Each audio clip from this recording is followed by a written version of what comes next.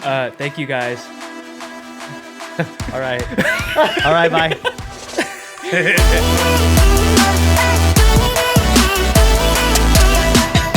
What's up, WESM students? And we are back at the WESM podcast. We have had some sickness go around the staff team here, but we're all back, all feeling good. And this past Sunday, which on the recording date is yesterday, we started our new sermon series, and we are in the book of Ephesians this year, where we'll be exegetically walking through the book of Ephesians. Justin kicked it off, so he's going to give us a little recap of the sermon. Yes. So this last week gave a little bit of history on the city of Ephesus, and we basically talked about how Ephesus was almost like a Las Vegas of the day. Tons and tons of cultural diversity, religious diversity, socioeconomic diversity, and so we talked about how it was extremely worldly, extremely pagan, tons of idolatry.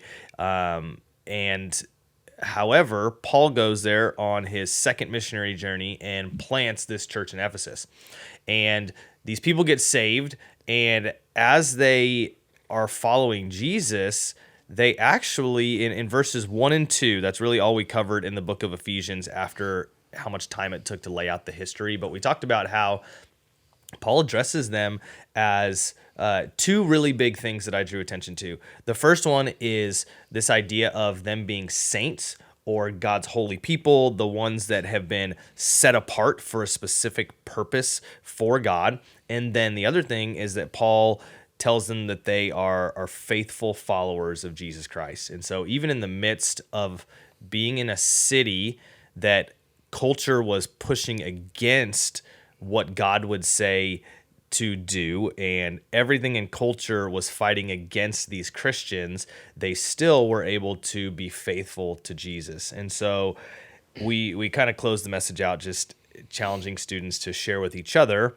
what might be some struggles for them in culture that they can share with a friend, and then they prayed for each other. Verse 2 says that it's basically just Paul saying, hey, may God give you grace and peace. And so then we had them pray for grace and peace for each other. And so I don't know about you guys, but do either of you guys have a story that kind of talks about a time where culture was telling you to do one thing, and then you knew that you should be following Jesus, and it would look different than what culture looked like, and how you handled that? I can share one. Okay. Cool. Hi, Jack. I just called you Jared because you're. Did you call me Because your hat says Jared. Oh my goodness. I have about 50% of the students that call me Jared and not Jack. That's amazing. I don't know if they actually believe that my name. They probably think your name is Jared. Yeah. And that is actually me. So if you're watching right now, you're in the know. Yeah. You might be one of the 50% that actually knows now that his name is Jack and not Jared. Yep. Jack is Jared and Jared is Jack. That'll get you. Anyway, story time. So, when I was thinking of what to share, this story is really simple and really basic, but it was the first time in my life where I had that decision of like culture versus what I had grown up knowing in Christianity and knowing in Jesus. And so I was in junior high. Shout out to all the junior hires out there. Whoop whoop, Love you 7th grade. guys. Let's go. Knox. Yes, sir. I went to Knox Junior High. And so I guess nowadays there's sin and different beliefs everywhere because of social media, TV shows, all that stuff. But for a while there, it was my friends that had different beliefs that I did.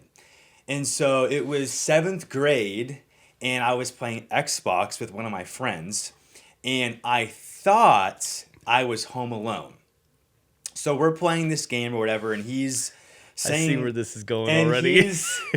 He's like saying a lot of cuss words.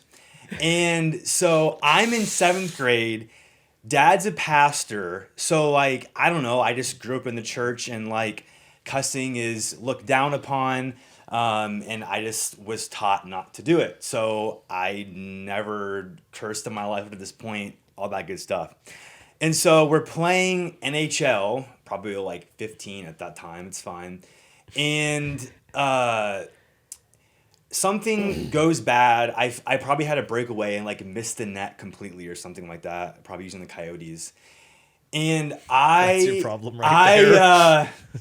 I definitely yelled a certain curse word very loudly out of anger. Because, and what's funny is I was thinking the whole time, like, should I curse? Should I not curse? Which is hilarious, thinking that, like, just don't do it. Like, it's fine. But I did it, thinking I was home alone. And so that was a yell. But then I like, slowly changed my language as I'm in the party with him, thinking I'm cool. So our gaming session ends, and I walk downstairs, and my mother is home. Ooh. And so I walked down the stairs, and she's being really quiet. And I was like, oh no, what just happened? Oh. Like, what? And so I walked downstairs, and I'm like, hey, Mom, like, how was your day? And she was like, we need to talk. And so gives me the whole spiel.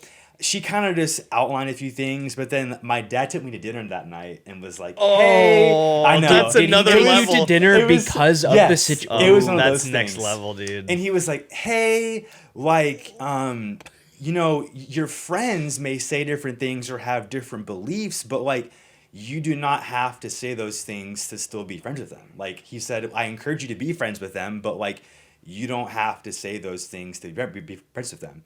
And the story ties around because this guy was like my best friend in junior high.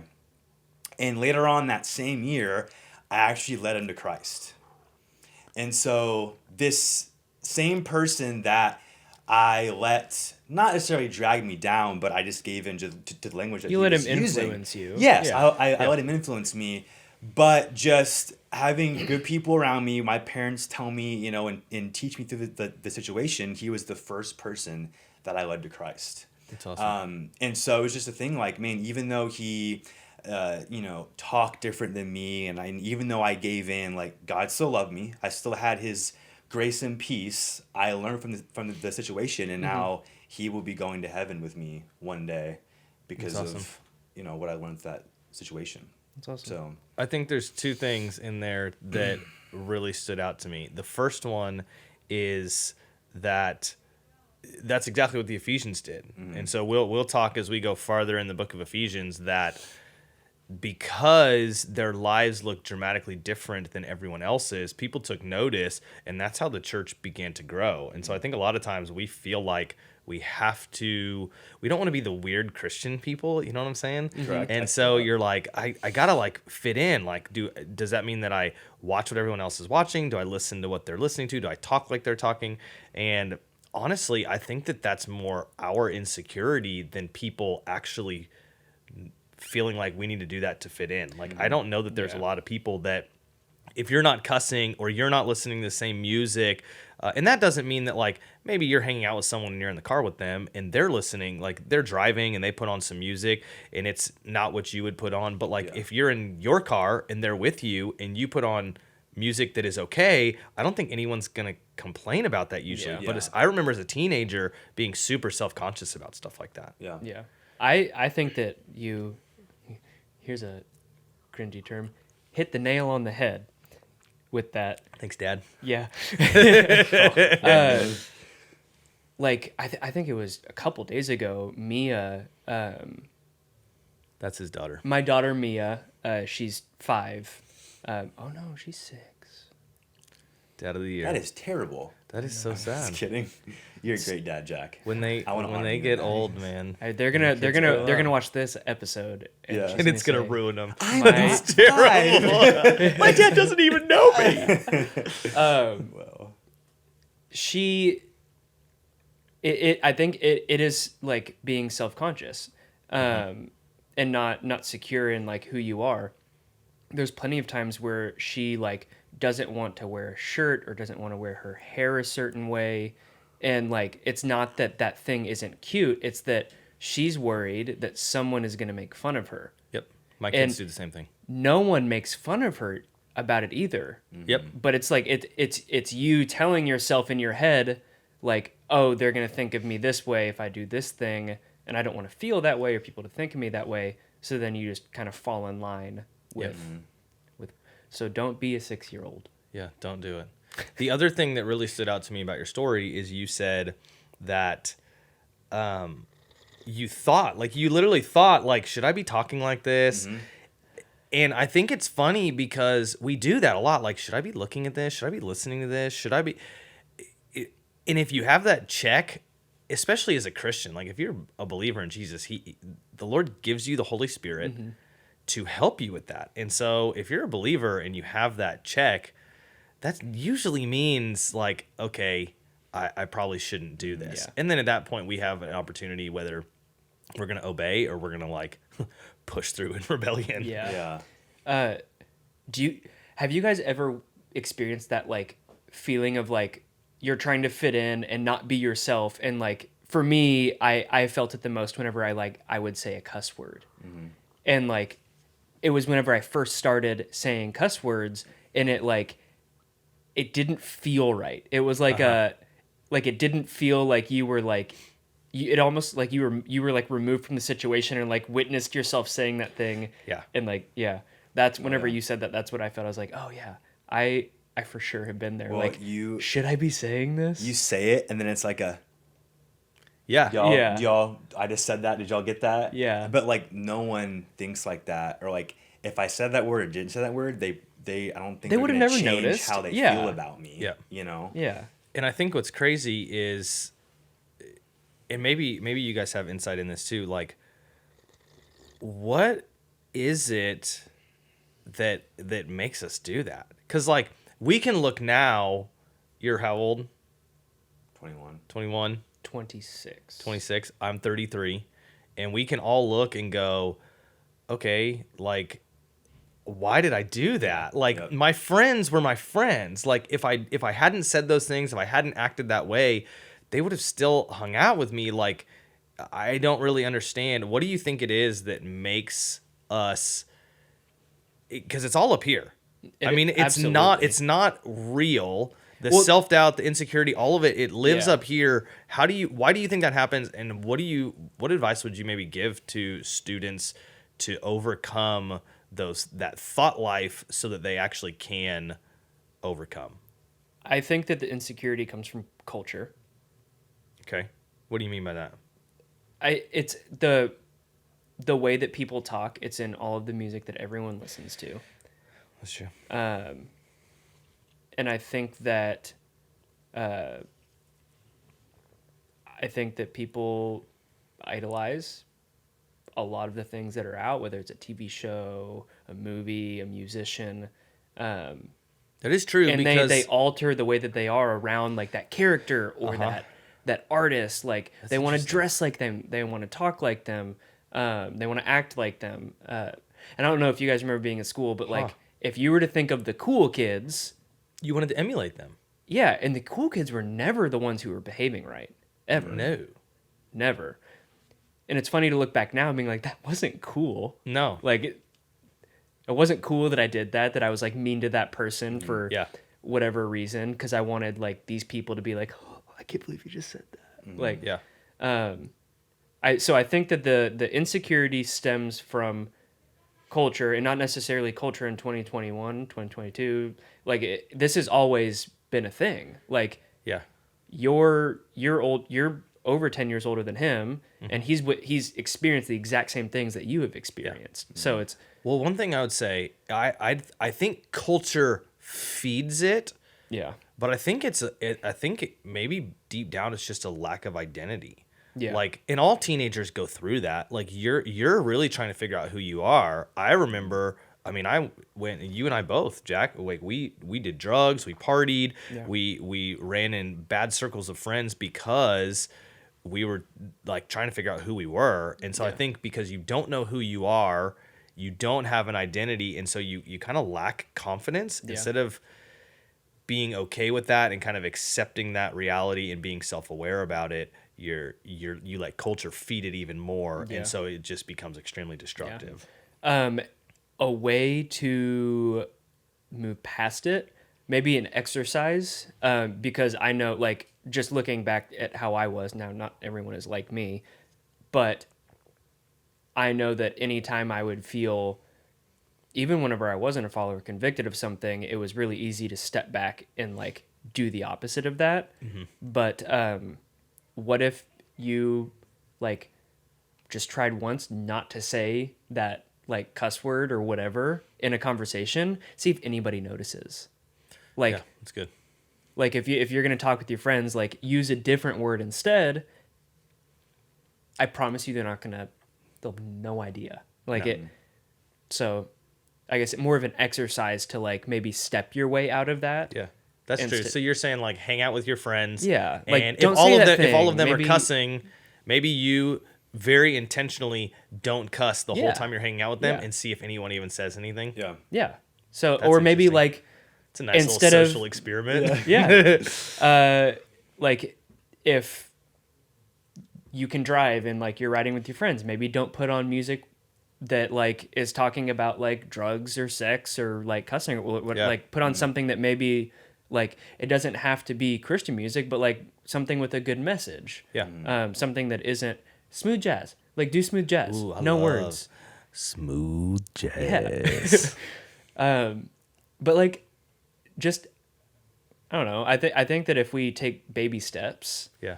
to That's good advice. live outside of culture, it might be easier if you're used to living. You don't have to inside like of that. drastically change everything overnight. Yeah. That's a good. Yeah. That's really good. I'll say one more thing and then we can wrap it up. I feel like the insecurity, it maybe not in every case, but by talking differently, listening to certain music, we're trying to promote ourselves. Yeah. We're trying to give ourselves some value in other people's eyes because we feel like fitting in gets us that. Which we also talked about in the message yesterday, that Paul, after he planted the church in Ephesians, he left and he warned them that there would be people that would distort the truth to gain a following. That's literally what he said. So what you're saying is exactly why we do it, because we want people to be attracted to us. We want that following. We want that influence. And so we try to manufacture it on our own instead of trusting the Lord in that. And so as soon as you begin to promote Jesus and stop promoting yourself, the insecurity gets a lot easier to deal with or eventually go away. That's really because it is no longer about how can I fit in, how can I be cool today, how can I up my Instagram followers. It becomes how can I show the love of Jesus to others today. Yeah, your way of life shifts completely. It takes all the pressure off of you, and that's the gospel. Yeah. Because there's no more pressure to perform correctly so that I feel better. Like I'm always going to battle with sin in my life. Like, welcome to earth, everybody. But like if I take that pressure off and say, Jesus, today is for you and only for you. I'm going to live freely today in that. The insecurity will slowly drift away, or it will become smaller and smaller, and the insecurity will be in certain portions of your life and not, throughout the whole thing. Yeah. Can you relate to that, Jack? Yeah, absolutely. Yeah. Like I for sure live very differently than I did Yeah. before I guess came back to Jesus and not like found Jesus. But in that gap period where I was living the way that I woke up and was like, how can I be accepted unbelievably today? insecure. Yeah. When I started following Jesus, that was probably one of the biggest shifts, is just my confidence, because I didn't have to be someone else. All of a sudden, I was okay being me, and the good parts of me were great because God wired me that way, and the bad parts of me, which legit were really bad parts of me, God's grace covers those. Yeah. And so, and I had to go through counseling and other stuff to like get to that realization. Yeah. But the confidence in that's really good, bro. Yeah. That's really good insight. Yeah. 100%. One more thing, sorry. Because like in songs... Well, no, hold on. Hold you up. said one more thing before. No, dude. Hey, stop, Jared. We still have 30 seconds. It's okay. In rap songs, if it's a male singer, it's my money, my girls, and my cars. If it's a female singer, it's my body, I'm bad, like, and I'm going to show myself off. Okay. And so if we're always putting that music in our minds, and once again, it's all about you. Yeah. Right. It's they're talking about me, my things I show off. But when you put on Christian music, it's about Jesus. Yeah. And so what I just shared earlier, and that it's like in the same lane. Yeah. And so it helps your mind. Whatever you put in your mind, it matters. It Yep. does. And so if you wake up with scripture and worship music, I think that's a tip I would say. Like driving to school, worship music. Yeah. You know, when I would get to school, I'd park in the parking lot and read 5 verses, and then I would go inside. And even like nowadays, dude, there's Christian music that is good in every genre. Yeah. Every genre. Yeah. There are There's also really no bands excuses that anymore. don't claim to be Christian bands. Yeah. But whenever Lots you of them. listen to them, they're for sure Christian. Yeah. And you can find that in, like you Lots said, of them. every genre. So even jazz. Yeah. Even Smooth jazz. next week, Landon's preaching Yes. on Ephesians. Yes. Next week is going to be an Or awesome... this upcoming Sunday. This upcoming Sunday. Yes. Tough topic, predestination. It'll be fun. It'll be fun. It'll be fun. You should be there. It's going to be awesome. If you haven't heard of that, come learn. Yeah. It's important. And then also come back to the podcast after, because probably be an interesting podcast. Yeah. For a deep dive into Ephesians chapter 1. Predestination. Anyways, thank you guys. You know what, Jack? You're going to close out today. Let's do it. You got it. You do it. Thank you guys. All right. All right, bye. Thank you guys for joining us on this week's podcast. Tune in on Spotify. crap. That's not right because that's at the no. Apple. You do that at the end. Yeah. Spotify, Apple, YouTube, Google. Subscribe, Subscribe. Koala, subscribe, Hit the like, bells. share, kangaroo. Now I'm just naming Australian animals. Anyways, guys. Stingrays. We love y'all. See you Wednesday. Wallabies. See you Sunday. Goodbye.